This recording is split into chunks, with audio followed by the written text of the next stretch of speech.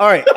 What is, because this horrible fan base needs to know, what is your record prediction with Jordan Travis at quarterback? And then also, so like that's the one I want you to talk about and how you get it there. But I also want to hear your record prediction if Tate Roadmaker has to start.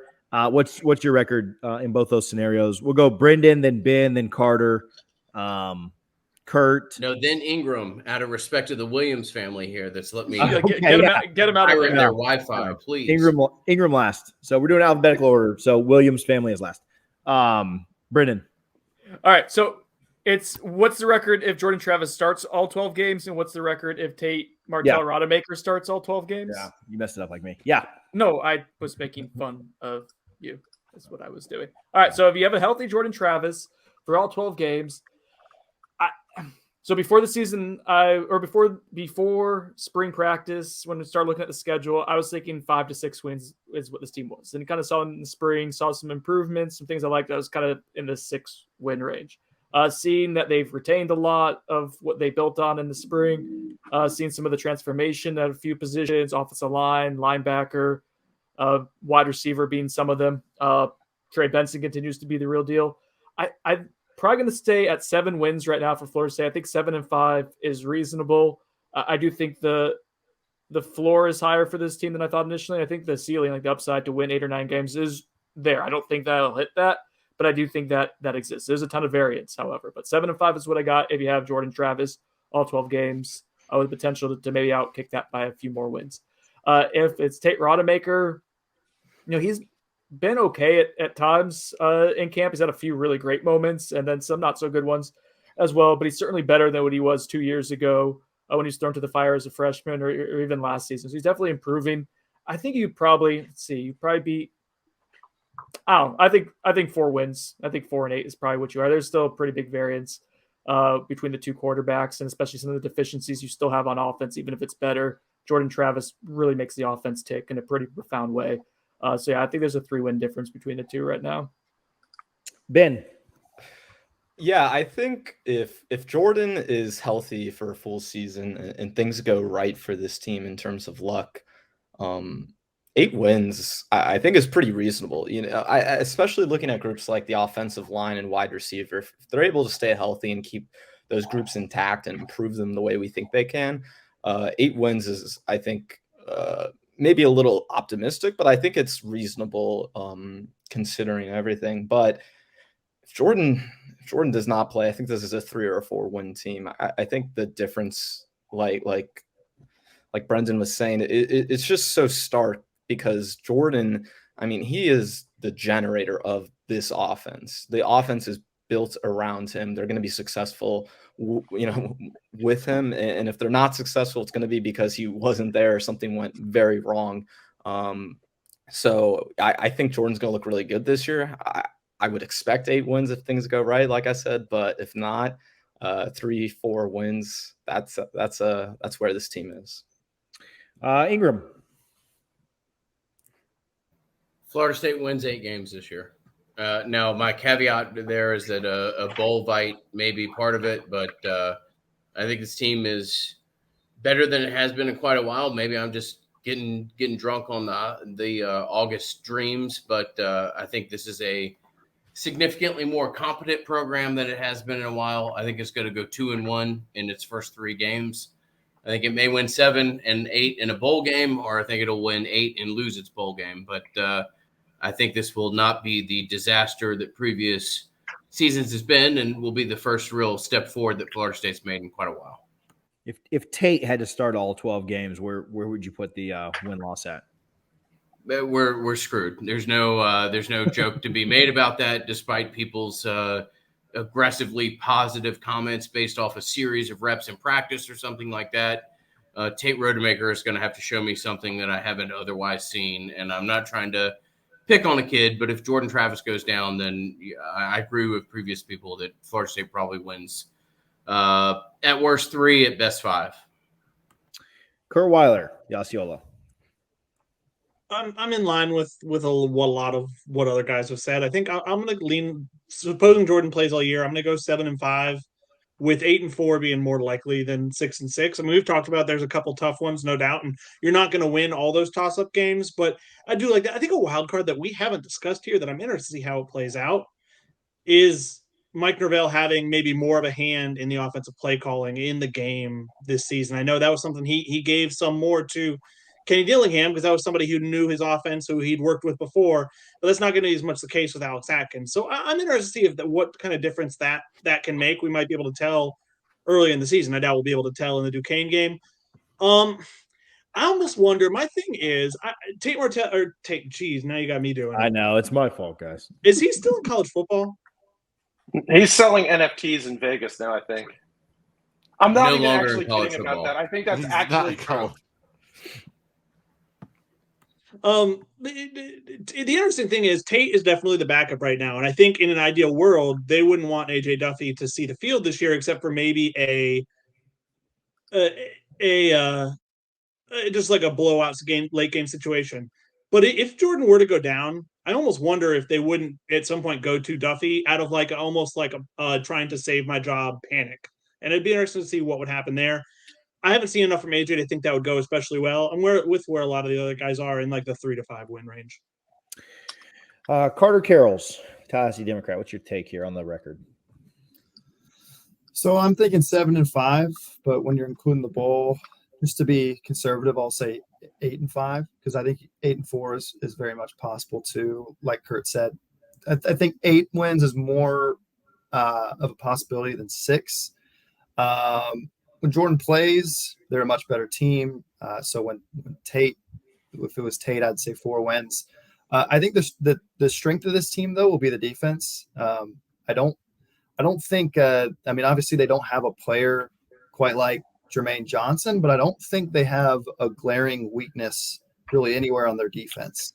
I think defensive end will obviously be the position where they've really got to fill some big shoes, but I don't think it's going to be a weakness per se. Maybe against the run, but I think the linebackers are strong enough. Jamie Roberts is strong enough. I think they'll be a decent team against the run. So they'll have a good defense. I think their running game is going to be much better with an improved offensive line, with Trey Benson in there. I think he'll be their top rusher this year easily. And better wide receiving core. I just think the arrow's pointing up. And when you look at last year, went 5-7, but they lost quite a few coin flip games. They easily could have been 7-5 last year. This is a better team than last year, so I think they win a couple more of those coin flip games, and they have quite a few on the schedule. So 7-5, 8-5, that's kind of what I'm seeing.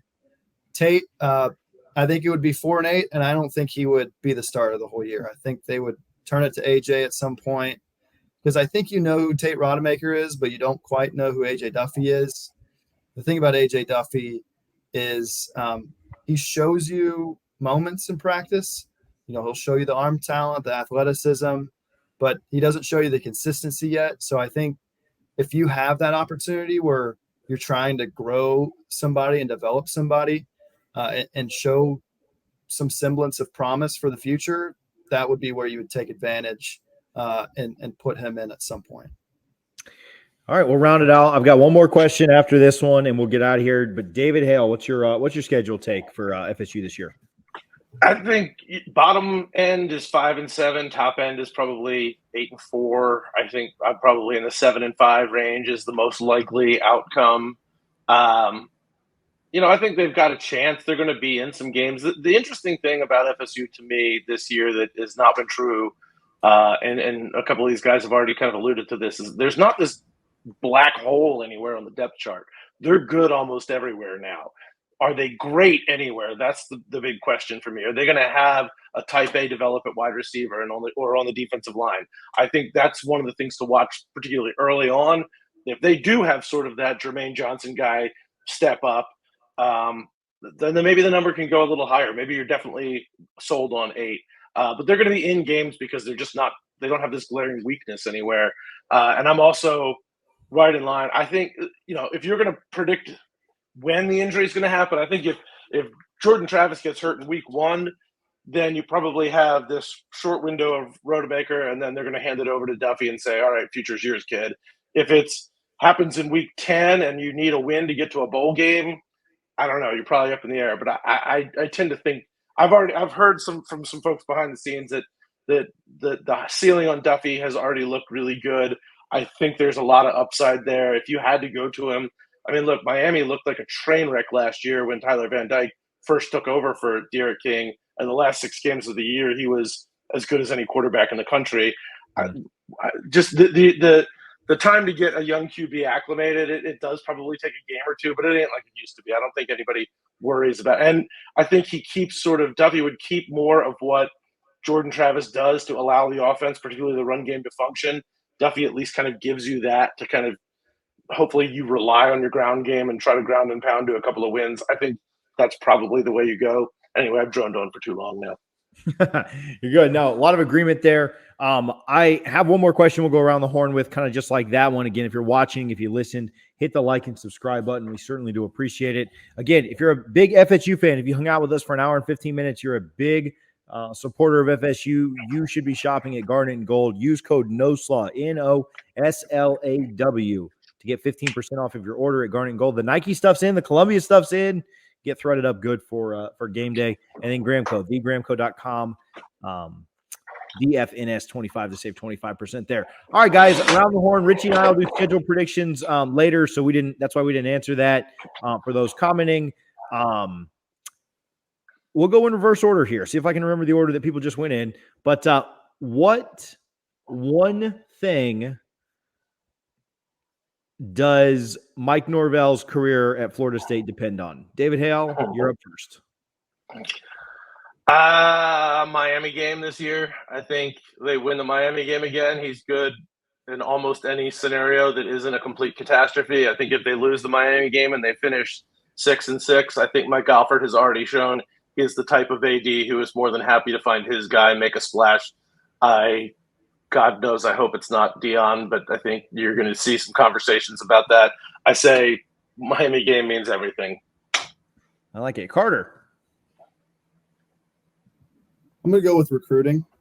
I think they've been a little bit outside the top 20 the last couple of years. This year, they may finish around there. Next year is where they take probably that next step. They could finish this class pretty strong. We'll see. But to be a great team, you got to recruit at a top 15, top 10 level.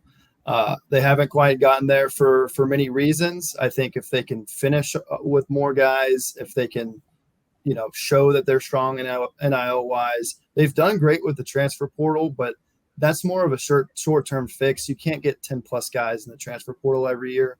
You got to get at least 15 to 20 high school guys every single year. That's the next step for this program. Wean off those transfers, get more high school guys. I think this freshman class that they had coming in shown a lot of promise that they can get some guys that they feel good about. The next step is getting more high school guys and transfers and really hitting on those guys. Kurt, what one thing does Mike Norvell's career depend on? Beyond the obvious cop-out that is saying Jordan Travis's health, I would say I would say the pass rush being there this year. I think when you look at the defense everywhere else, I think they're going to be better this year than they were last year at defensive tackle, at linebacker, and in the secondary. If the pass rush is what we think it could be, if we see kind of the high end of Dennis Briggs, of Derek McClendon, of Jared Verse, even maybe a Byron Turner or a Pat Payton, I think that the defense will be dominant enough that it will kind of maybe help the team overachieve and win a lot of those tight games. If the pass rush takes a significant step back with losing Jermaine and Keir, I worry if that's enough of a problem that it costs them a few. Ingram Smith, what kind of scotch is that? Yeah, with all due respect to our previous guest, I think they're making it too complicated. Mike Norvell's career depends on whether or not he goes to a bowl game this year. And if you get to that point, you're probably here next year. If you don't, you're probably fired. And it doesn't matter as to what a particular position group does. It doesn't matter as to who stays healthy. The record is the record. And if you go to a bowl game, you're here next year. If you don't, then we're all rebuilding this project all over again. Take us home, Ben Meyerson, Tomahawk Nation. Yeah, I think it's got to be winning those 50-50 games this year. I kind of agree with what Ingram just said with, this team needs to get to that bowl game eligibility to really be in a place for Mike Norvell to be comfortable. With those 50-50 games we saw last year, it was really the difference between this team being 5-7 and 7-5. And like Ingram just said, your record is your record. So I think if they can get a few of those games that they really need to get, especially in October, if they get some wins there, man, I'm a big believer in momentum, and I think this team could carry that momentum to the end of the season. So winning those 50-50 games has to be it.